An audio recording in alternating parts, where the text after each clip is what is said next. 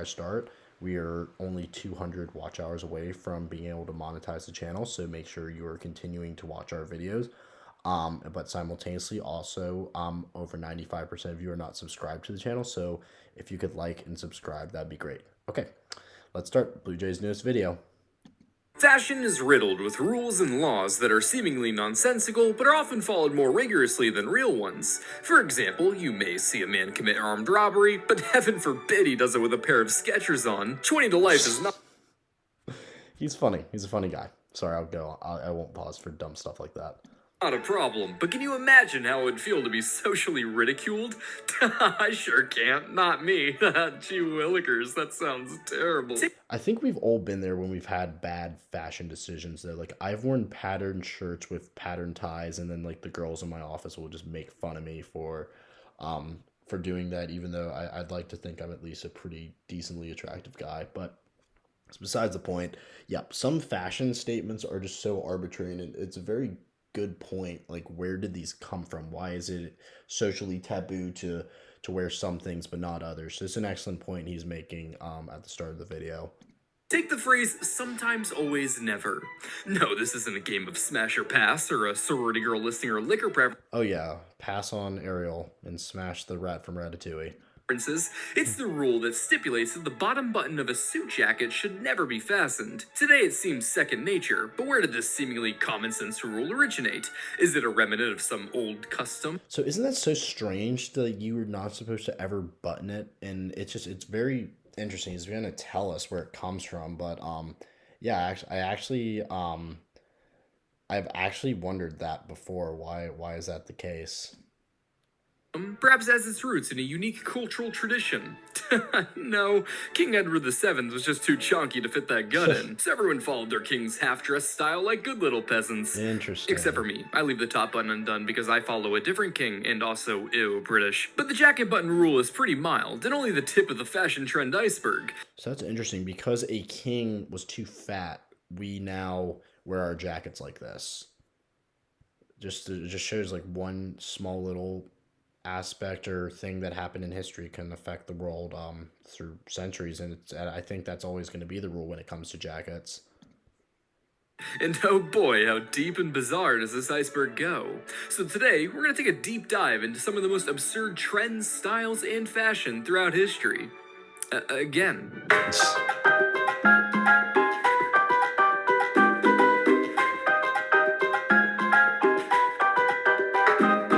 You kick us off, Benjamin. Got a favorite fashion era in history? I'm a big fan of mid-1900s German fashion. It's Nazi Germany, if y'all didn't realize. That's so funny. Mid-1900s German fashion. Okay, gonna try not to read into that. But alright, well, mid-20th century Germany saw a more authoritarian style of fashion. You've got tailored suits, trindle dresses, and nothing was more popular than a massive hole in your chest cavity. What? Oh, you didn't know? All the cool drafted boys were wearing it. The style was best achieved by facing a Russian T-34 on the eastern... Wait, so does he mean like it was fashionable to have like a hole in your uniform where it'd be like symbolically a bullet would happen? That's very interesting. I've never heard of Germany doing that, but I guess that fits the trend of dumb historical trends. Front. But unfortunately for you, that method isn't around anymore. So if you want to achieve this fashion and be one of the cool kids, I recommend playing World of Tanks. Oh my god. World of Tanks. It's a fucking ad. I am such an idiot. Okay, let's see if I can skip the ad. That's wow. He really, see, this is why I like Bluejay so much, is that he literally implements this stuff into his videos so seamlessly that like I legitimately thought that was a trend, and I thought, oh my god, we're really about to be talking about Nazi Germany for fashion trends. But that's so funny to me.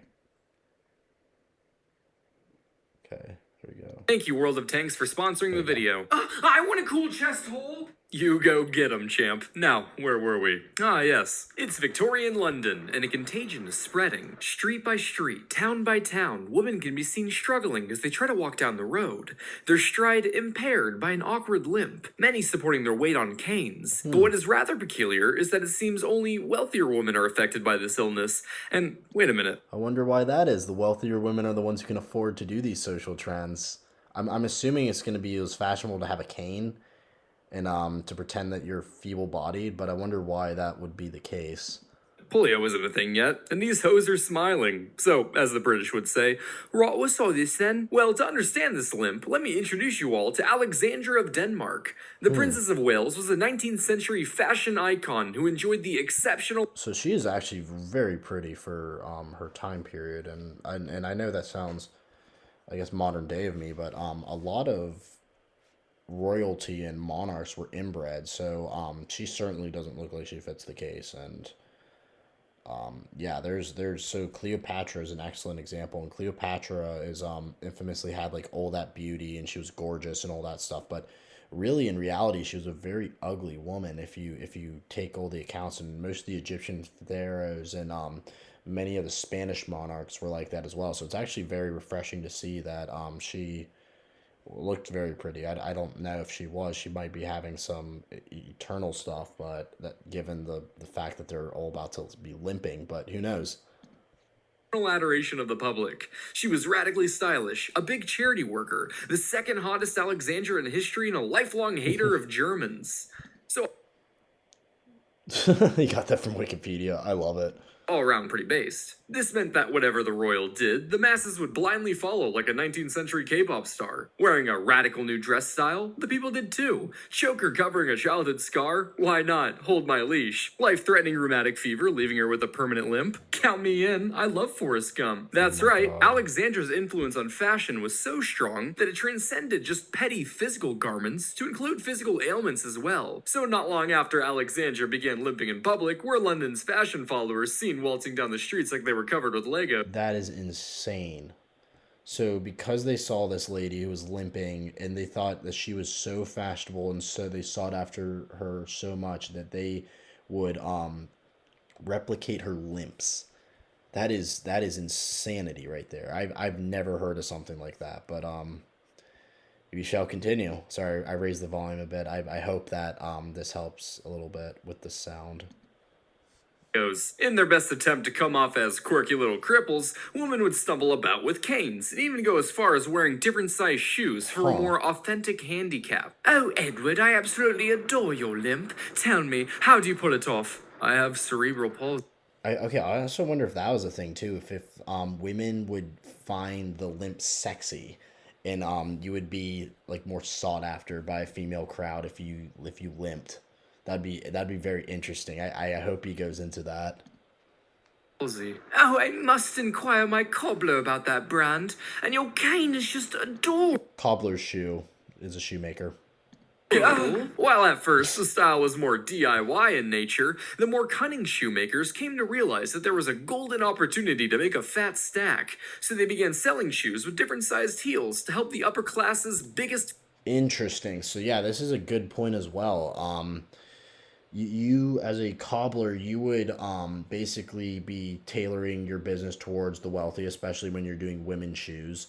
And this could be an excellent way for you to make a huge profit, just because you're obviously tailoring to a wealthier audience, but they are seeing the fashion trend at the time. But I wonder if some of them were kind of late to the party and they started to make these like awkward shoes after the fad sort of set off.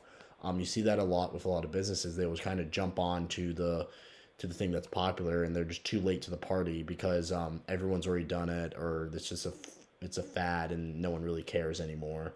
I think an excellent example is this is like the battle royale sort of games that you saw when Fortnite first came out, and then everyone started to make a battle royale game, and now every shooting game has a battle royale setting in it. And it's just sort of just like a thing. Or you see like the chicken sandwich when Popeyes came out with a new chicken sandwich, and then all these companies tried to replicate it. It's very fascinating that this happened as a result of capitalism and cobblers wanting to make more money. fashionistas achieve that oh-so-desirable crippled stride. Here we have some of my finest work. Oh, how beautiful! You've outdone yourself, Henry! Now, madam, I noticed as you strode in that you partook in the limp, is that right? Why, yes, I'm delighted you've noticed. It's quite remarkable. Reminds me of my nephew's stride. Oh, stop it. You are quite the charmer. I did watch a few struggling children from my carriage the other day to study it. That is a huge thing as well, because this was Victorian England, so this is 1850s England, and the wealth gap between rich and poor was huge. So what would happen is, like, you would actually be like socially ostracized if you would talk to members who weren't in your social class. So it's very funny to me that we have the wealthy English woman basically mocking the children who are poor and can't walk and stuff, because like that's actually what they saw them as. They saw them as almost inhuman. Many English authors at the time and English scholars at the time saw the Irish as below them because they were impoverished, and it's just very fascinating that with that little subtle joke that Bluejay shows like an excellent perspective of many people at the time in the British Empire. They're quite adorable. Yes, he died a few months ago now. Anyway, I wanted to see if you'd be interested in our limited edition upgrade to these fine pair of shoes you've selected. Using some precise and refined craftsmanship, we can perform a modification on these for even more authentic limp. Oh, please, Henry, I must stay up to date on fashion.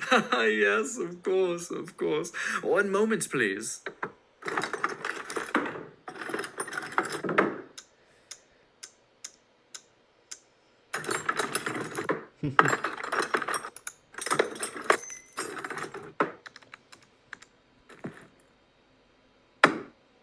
That'll be 200 pounds. See how minimal work he did? He's chopped off the bottom of it. I bet you that was a huge thing back then. It was kind of funny how much little work went into it and how much he charged.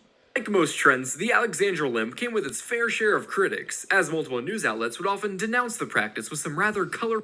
Okay, let's read this. The bloody hell these wankers doing, wobbling around with those big dumb smiles on their faces. Back in my day, the only time it was acceptable for a woman to be limping was after a right beating when the dunce burnt me toast. I don't think that's a real newspaper, but if it was, wow. February 30, yeah, 8, that's not a real date. I don't know how exactly the aristocratic woman responded to the criticism, but I'm sure... Nice touch, though. That's hilarious. It kind of tricked me again. Sure, they had plenty of time to think about it as they staggered their way down to the printing press.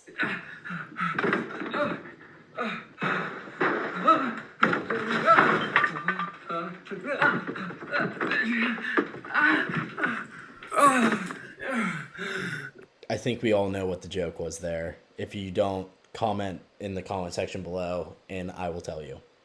Or someone will tell you, because that's a pretty on the nose joke, but it's pretty funny. It's not a phase, but it was a phase, and one that died quicker than The Witcher show's fan base. Oh my god, okay, I need to talk about this. So, Liam Hemsworth was replacing him. I didn't know that. But yeah, Henry Cavill is no longer in anything now. I heard that he might not revise his part in Superman, and that he's going to not be in The Witcher, but The Witcher sucks. Like, I read those books. I love those books. The series is not a good adaptation of it at all. So, I'm way off topic, but yeah, The Witcher lost most of its respect, in my opinion, with me. Thankfully, fashion is like a pendulum, so I'm sure whatever trend that followed proved to be much more practical and mild. Of course. No, just kidding. What else is that to be? The hobble skirt. So it's like the same thing, but it's a skirt. Interesting. Shit. Our next fashion staple takes place a few hundred years back in medieval Europe. You know what? I need an audience.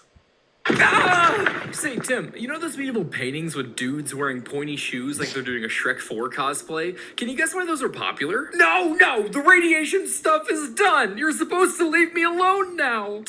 Close. Actually, the shoes were named Kipples, after the mythical hag from Polish folklore, Skosi Kippel, known for breaking into people's homes to smear wax all over their cooking utensils. So people... I cannot tell if he's joking or not. I'm gonna go if that was a joke, but that wouldn't even be the craziest thing I've ever heard on his channel. So, who knows? And that's the kid from the radiation episode. If you haven't seen it, he released it in October. I didn't do a reaction to it because I didn't think it was really my expertise at all, because it had nothing to do with history. But if you want it, obviously it's on his Bluejay channel. People wore these pointy shoes to mock Skosie Kipple's abnormal feet, believing that the trickster would be so offended that she would crawl back into her hut with her mood for trickery completely ruined. No way that's true. Really? No, that's stupid. Yeah, why would you believe that? They were just some sick-ass pointy shoes. You don't need an excuse to be that stylish. These long-tipped kicks ruled the world of fashion in medieval Europe between the 12th and 15th centuries, and while they were... Wow, so these were a trend for 300 years. And think about how unconventional and hard to use these shoes were. Like, you're wasting so much fabric there, and this was during the medieval times where most of the stuff would be sought after. So maybe it was a sign of wealth that you're doing this, because you're reusing this extra fabric for basically no purpose. But yeah, that's very fascinating that this is that this was a trend for especially that long. Weren't named after that mythical creature I pulled out of my ass. They were named after something equally miserable. Poland. Specifically, the shoes were named Krakows, after the city in Poland where the fashion's popularity originated. Interesting. So this originated out of Poland, because we usually don't think of Eastern Europe as being the epicenter of trends, but there were some big empires. So I believe that was the time of Kievan Rus, which was the predecessor to the Russian Empire. Then they had Lithuania.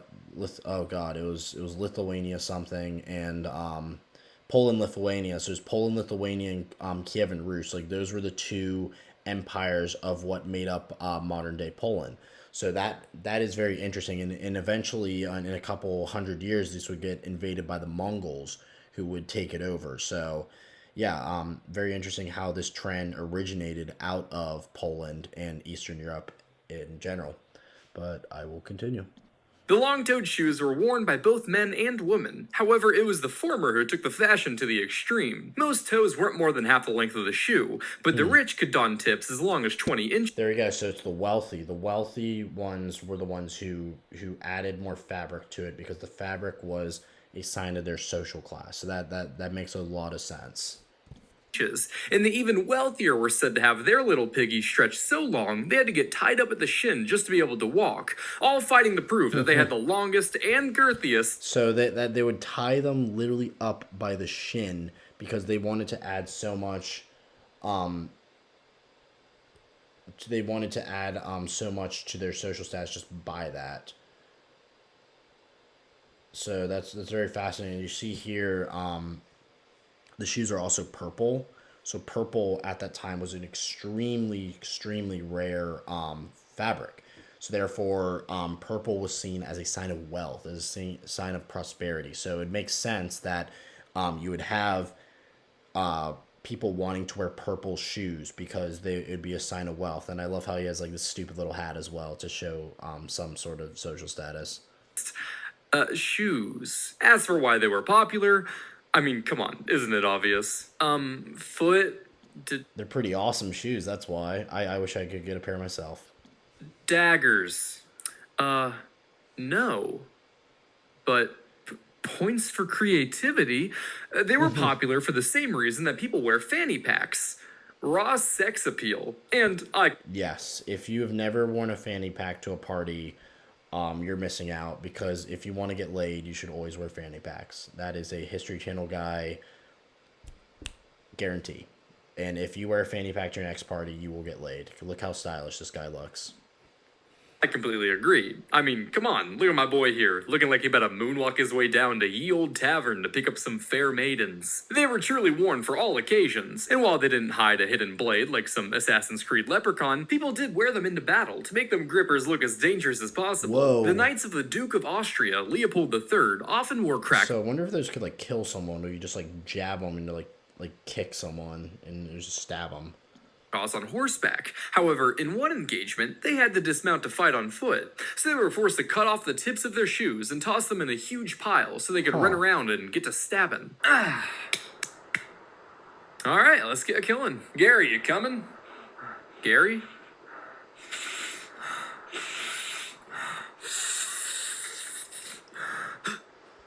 What? Gary. No. Krakau's ultimately fell out of style in the 1480s. It's unfortunate that the style didn't last a few more centuries. I would have loved to see Cinderella with glass Krakau's instead of slippers. No, that's not right.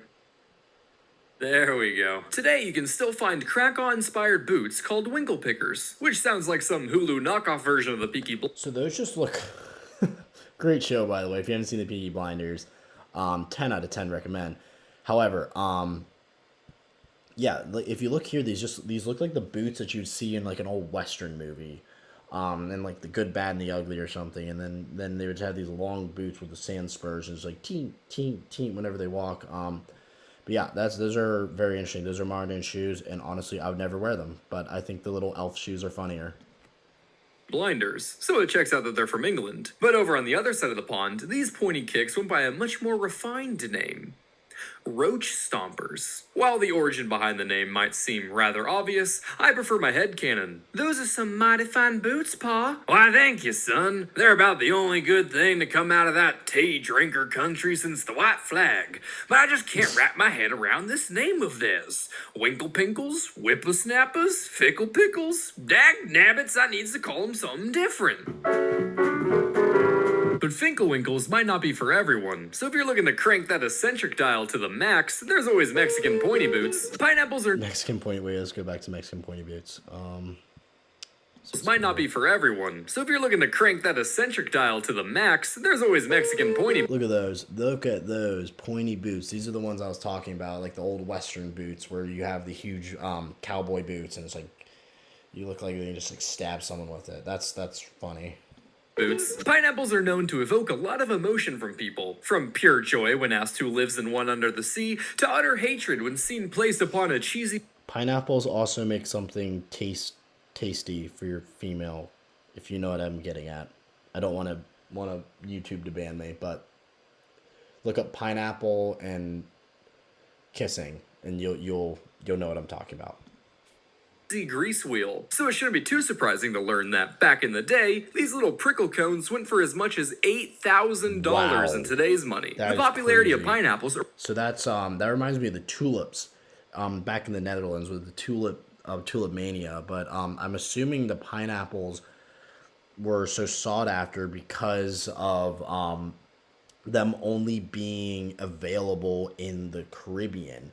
And obviously there's like limited amount of ships that could go into the Caribbean during like the 16th and 17th century. So it would make sense that pineapples would be like a very, very sought after commodity because of that.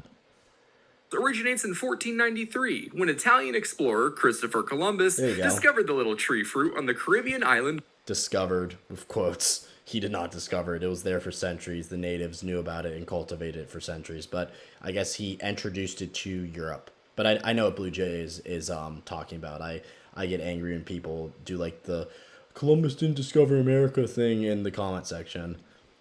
Of Guadalupe. Welcome to our island. We are pleased to... Wow! Such vivid colors! What zesty flavor! Ah!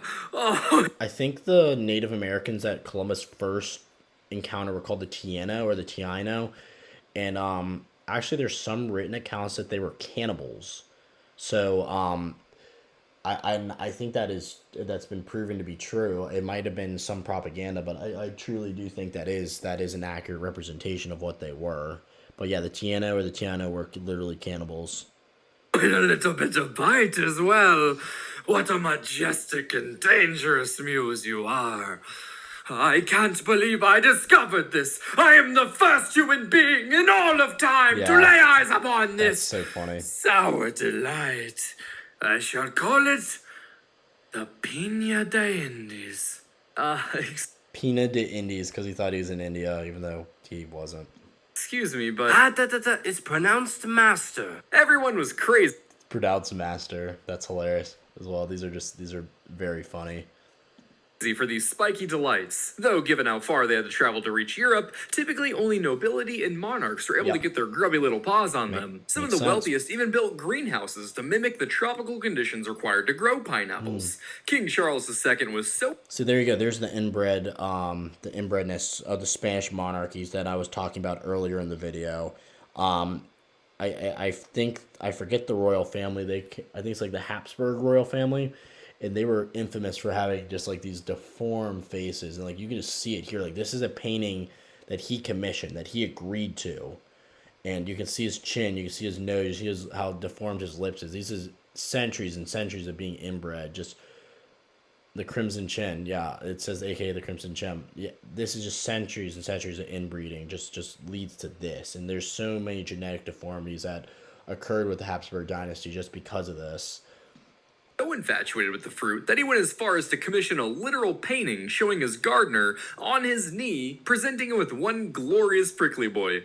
Which might seem like a bit much to you and me, but keep in mind this was before Instagram made flexing as easy as taking a pic on top of a 4-story parking garage in the Midwest. So they had to go all out. But with how desired, how lavish, and how revered these exotic fruits were, it would be a shame to merely eat them. Then your pineapple would be gone. How would everyone know how cool you were with your luscious fruit all hidden away inside your stomach? So in the... But like the pineapple is gonna go bad like quickly, so there's not, you can't really like put it on display that much unless you like replicate the tropical area, which I guess he said they did, but that was to grow it, not to just display it. American colonies of the 1700s, pineapples were used primarily as decorations and were only finally eaten once they started going bad. People put them in centerpieces, they were shown off at parties. Forget the baby, there's no room for that clingy leech when you're busy taking your pineapple out for a stroll. Can't afford one? No problem. You could rent one. Make everyone think you're rich enough. No way, you could rent a fucking pineapple? That's insane.